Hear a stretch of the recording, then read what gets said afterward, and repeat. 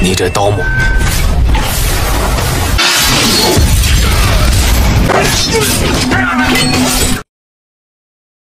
Berlatar di abad ke-9 di bawah dinasti Qin, kisah akan berfokus pada pria buta si pemburu hadiah bernama Cheng, di mana dia akan menukarkan buronan yang dia tangkap dengan hadiah imbalan. Yang ketika dia sedang berjalan, tiba-tiba langkahnya terhenti karena mencium aroma anggur. Saat mengikuti aroma tersebut, sampailah dia di rumah wanita bernama Nian. Namun anggur yang Nian miliki tidak untuk dijual, melainkan untuk dijadikan jajabur atau hidangan di hari tunangannya. Oleh karena Nian tidak ingin hari bahagianya terganggu, maka dia memberikan gratis anggur tersebut.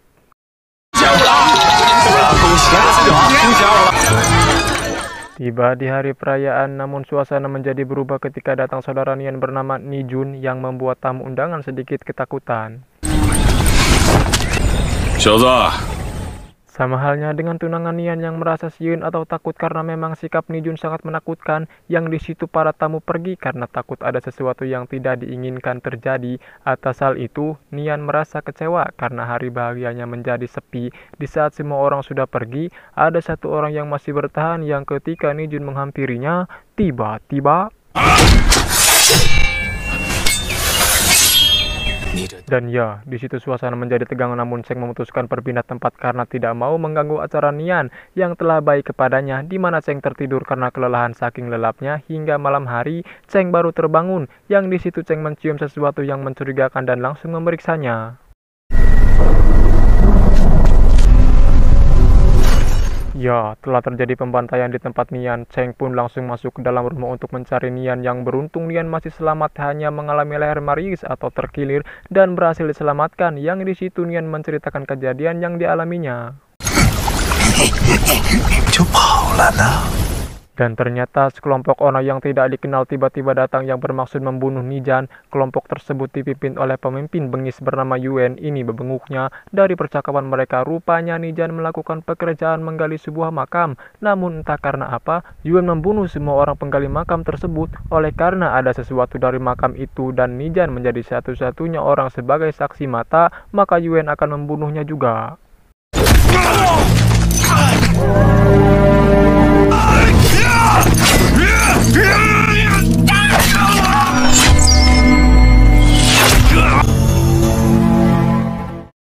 Esok harinya, Cheng menemui pejabat lokal yang menjaga keamanan di kota tersebut, yang kebetulan juga orang yang mengadakan sayembara tempat mengantarkan buronan yang telah Cheng tangkap. Setelah mendapatkan imbalan, Cheng melaporkan masalah pembantaian di tempat Nian. Setelah memeriksa TKP, pejabat lokal ini tidak asing lagi dengan ulah Yuan. Bukannya mengumpulkan barang bukti dan menangkapnya, pejabat ini malah terlihat ketakutan. Di situ Nian yang merengek meminta keadilan atas kematian keluarganya malah disalahkan. Memang keadilan pada saat itu sangat buruk sekali. Hal itu membuat Cheng murka dan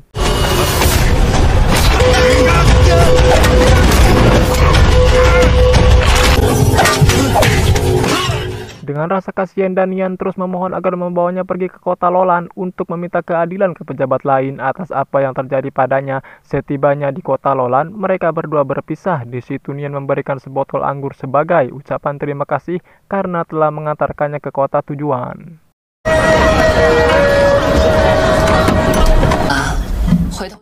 Sementara Cheng menemui temannya bernama Qin, di mana si Qin ini adalah sumber untuk Cheng bisa berburu hadiah. Terlihat dia memberikan informasi berhadiah dari orang yang akan Cheng buru nantinya. Diketahui bahwa Cheng melakukan itu semua demi mengobati matanya. Di saat bersamaan, tiba-tiba orang yang terluka muncul dan orang tersebut mendapat luka dari Nian karena tidak memberikan keadilan. Yang faktanya, pejabat yang ditemui Nian adalah ayah dari Yuan, yang ketika Nian ingin menyerang Yuan, si ayah menghalangi dan akhirnya dia mendapat tusukan dari Nian tepat di lengannya.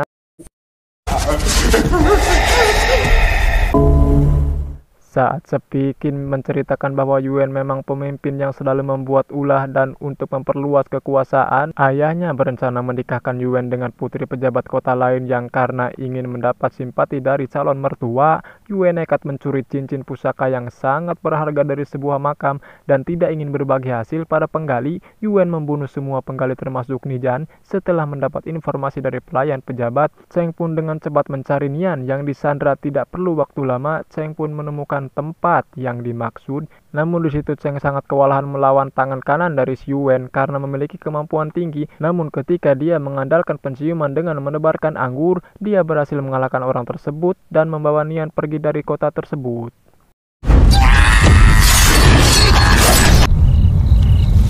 Singkatnya, terlihat Yuen yang dihukum oleh ayahnya karena telah mencoreng nama baik seorang pejabat. Hal itu membuat Yuen memburu orang yang telah membebaskan Nian, juga yang membunuh orang kepercayaannya. Di situ Yuen mendapat informasi bahwa Qin adalah orang yang telah membantu pelarian Yuen, dan akibat kecerobohan Qin sendiri saat hendak kembali ke kota, akhirnya dia tertangkap.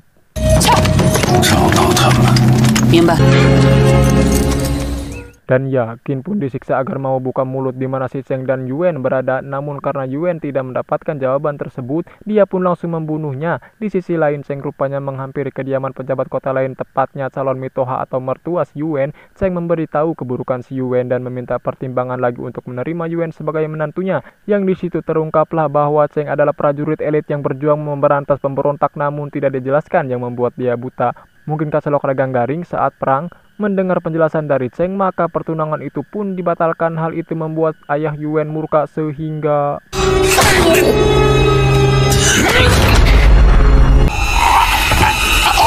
dan ya, Yuen yang sudah kapalang edan pun sangat keluar membunuh ayahnya sendiri. Esok harinya kota dibuat geger karena penemuan mayat Qin yang dipenuhi anak panah. Cheng yang mengetahui hal itu, dia menghampiri markas Yuen tepat saat upacara pemakaman ayahnya. Setibanya di markas Yuen, dia dihadapkan dengan puluhan prajurit Yuen dan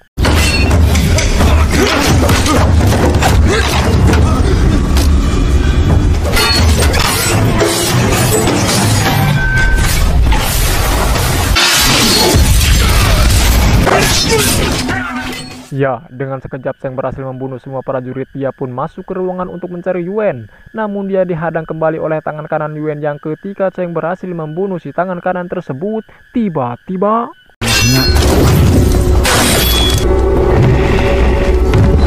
dan ya, Yuen berhasil melumpuhkan Cheng dengan anak panahnya. Yuen merasa jika Cheng tidak bisa berbuat apa-apa lagi. Dia pun mengatakan, "Ngan sakitu kekuatan maneh," dan tiba-tiba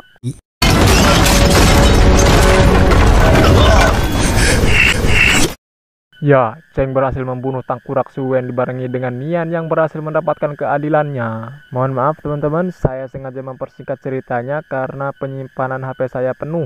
Semoga channel ini berkembang dan saya mampu membeli HP baru juga membuat tempat rekaman. Tamat, pesan yang bisa diambil dari film ini adalah buta tetaplah buta. Dia tidak bisa melihat, hanya mampu merasakan dan mendengarkan. Namun buta akan kekuasaan, dia tuli dan tidak bisa melihat akan keadilan. Mungkin itu yang dirasakan si Nian. Saya Abai mewakili orang-orang yang sulit mencari pekerjaan mengucapkan terima kasih atas kunjungannya. Wassalamualaikum warahmatullahi wabarakatuh.